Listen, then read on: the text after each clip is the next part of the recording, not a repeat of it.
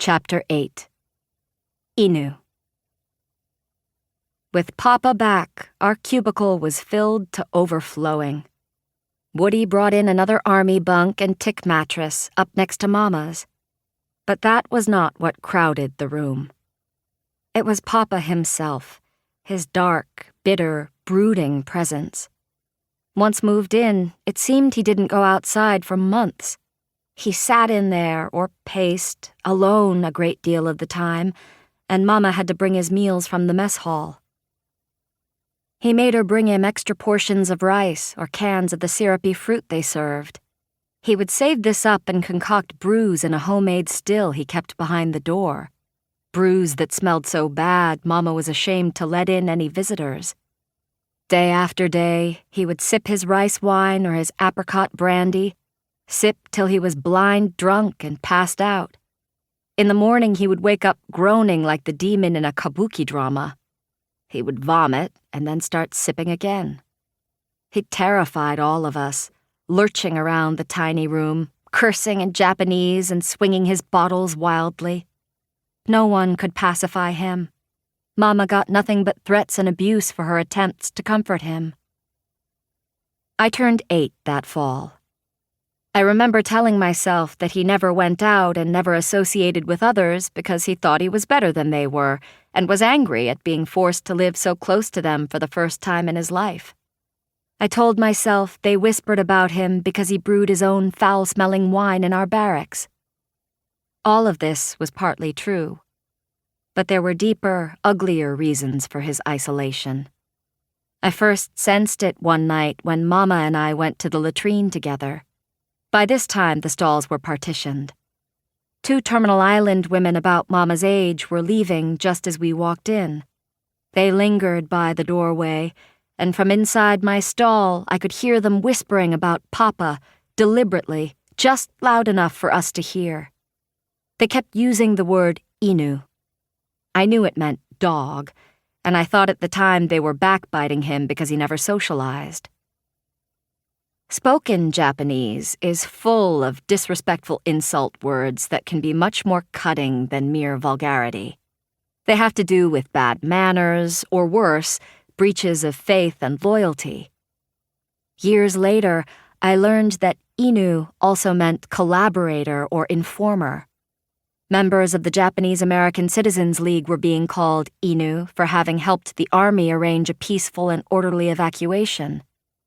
Men who cooperated with camp authorities in any way could be labeled Inu, as well as those genuine informers inside the camp who relayed information to the War Department and to the FBI.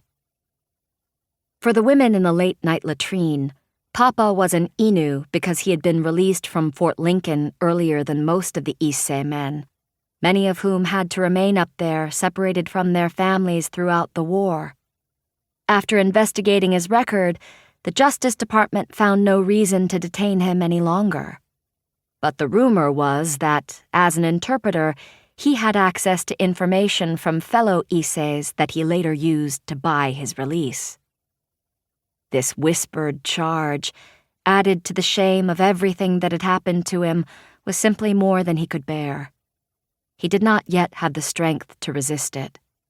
He exiled himself like a leper, and he drank. The night Mama and I came back from the latrine with this newest bit of gossip, he had been drinking all day. At the first mention of what we'd overheard, he flew into a rage. He began to curse her for listening to such lies. Then he cursed her for leaving him alone and wanted to know where she had really gone. He cursed her for coming back and disturbing him, for not bringing him his food on time, for bringing too much cabbage and not enough rice. He yelled and shook his fists, and with his very threats forced her across the cluttered room until she collided with one of the steel bed frames and fell back onto a mattress. I had crawled under another bunk and huddled, too frightened to cry. In a house, I would have run to another room, but in the tight little world of our cubicle, there was no escaping this scene.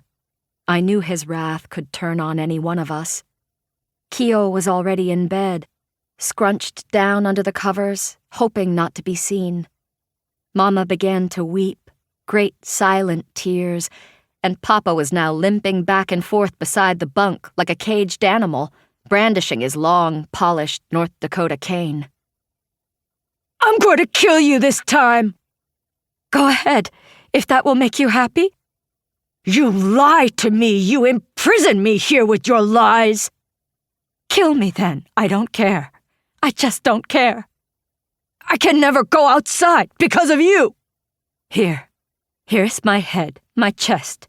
Get it over with. Who wants to go on living like this?"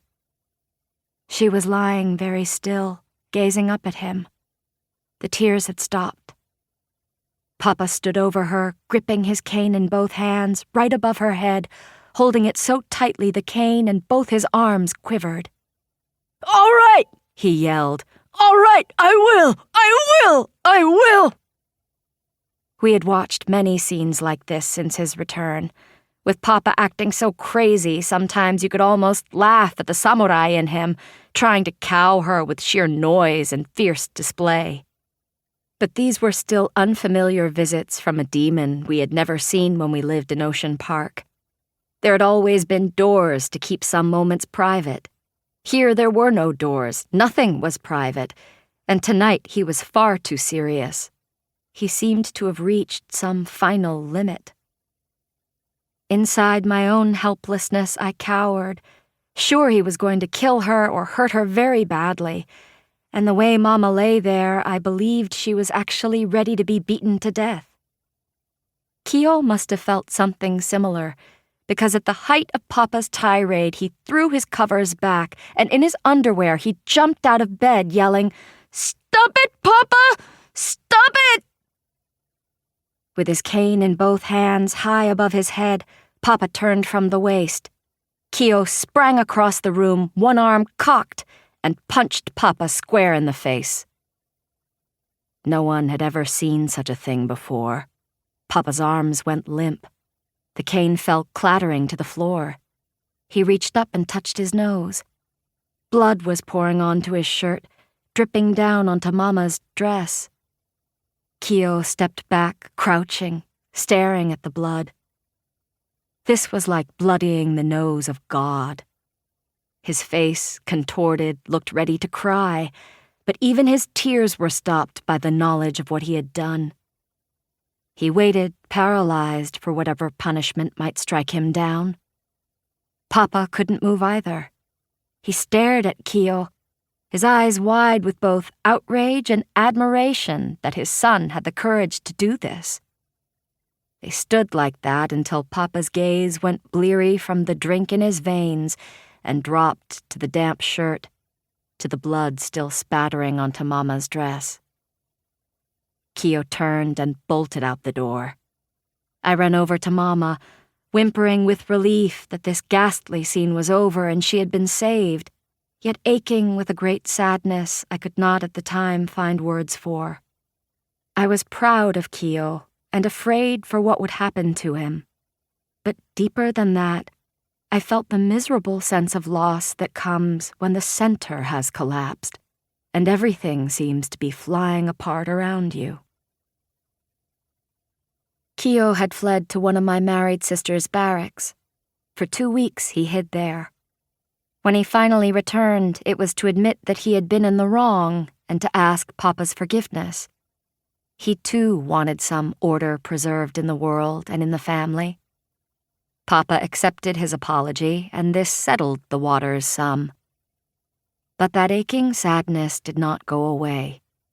It was something undefinable I'd already been living with for months, now inflamed by Papa's downfall. He kept pursuing oblivion through drink. He kept abusing Mama, and there seemed to be no way out of it for anyone. You couldn't even run.